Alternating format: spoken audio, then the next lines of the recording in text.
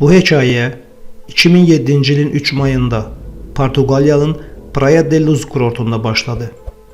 Portuqaliyada bir otel otağından yoxa çıxan bu kiçik qız qısa zamanda bütün dünyada simvola çevrildi. Medellin Makka'nın yoxa çıxması artıq təkcə bir cinayət işi deyil. Bu, dünyanın ən bahalı, ən mürəkkəb və ən sirli istintaqına çevrilən bir hekayədir. 2007-ci ilin may ayında Makkan ailəsi 3 uşağı ilə birlikdə Portuqaliyaya tətilə yola düşdülər.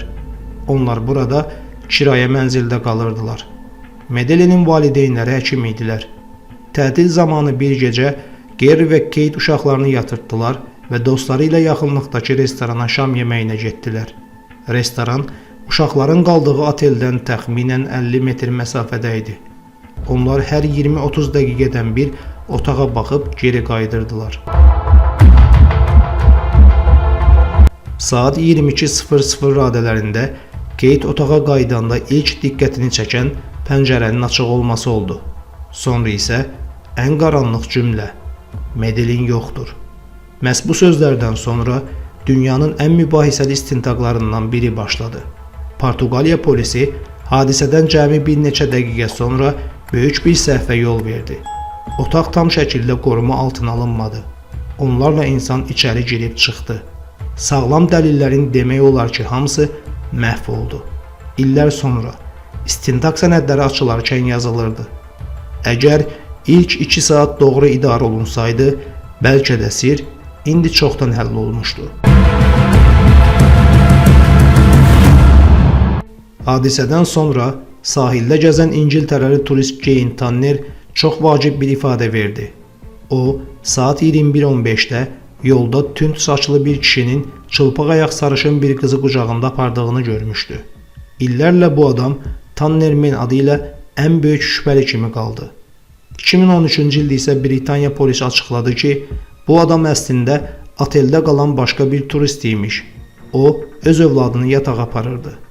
Deməli, Medellini aparan başqa biri var idi.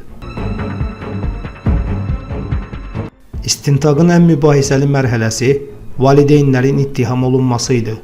Portuqaliya polisi iddia edirdi ki, bəlkə də uşaq təsadüfən ölüb və valideynlər bunu gizlədib.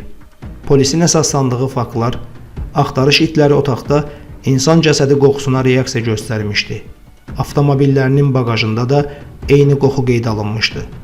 Valideynlərin ifadələri bəzi detallarda bir-birinə uyğun gəlmirdi.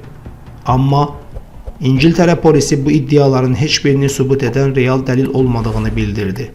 Valideynlər dəfələrlə ifadə verdi. Poliqraf testi istəsələr də qəbul edilmədi.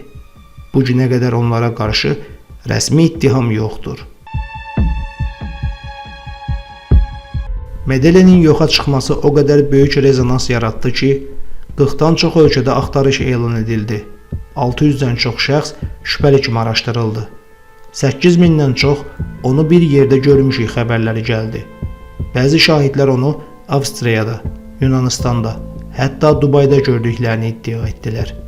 Amma nə bir video, nə də bir foto vardı. 2020-ci ildə istintaqın istiqaməti tamamilə dəyişdi. Alman prokurorluğu Christian Bruckner adlı şəxsi Medellinin qaçırılması və öldürülməsi ilə rəsmi şübhəli elan etdi. O, həmin vaxt Portuqaliyada yaşayırdı. Pedofiliya və zorakılıq cinayətlərindən dəfələrlə məhkum olunmuşdu. Polis faktları belə əsaslandırırdı. Medellin yoxa çıxan gün Brucknerin telefonu otelin yaxınlığından siqnal verirdi. Bruckner Medellin yoxa çıxandan bir gün sonra ölkəni tərk etmişdi. O, əvvəllər də uşaqlara qarşı zorakılıqdan həbs olunmuşdu. Sonradan onun evində uşaqlara qarşı şiddət videoları tapıldı. Bu iş Britaniya polisinin tarixində ən uzun və ən bahalı işlərdən biridir. İstintaqa 37.000 səhifəlik sənəd toplanıb, 1000-dən çox şahid dindirilib, Avropa ölkələri arasında yüzlərlə məlumat mübadiləsi aparılıb. Britaniya hökuməti bu işə 20 milyon funtdan çox vəsait xərcləyib. Bu, bir uşağın itməsi ilə bağlı aparılan dünyanın ən bahalı istintaqıdır. Medellin Makka'nın itməsindən 18 il keçməsinə baxmayaraq, Hekayə hələ də açılmayıb. Valideynlər hər müsahibədə eyni cümləni deyirlər. Biz onu tapana qədər dayanmayacağıq. Dünyanın ən bahalı istintaqı isə hələ də davam edir.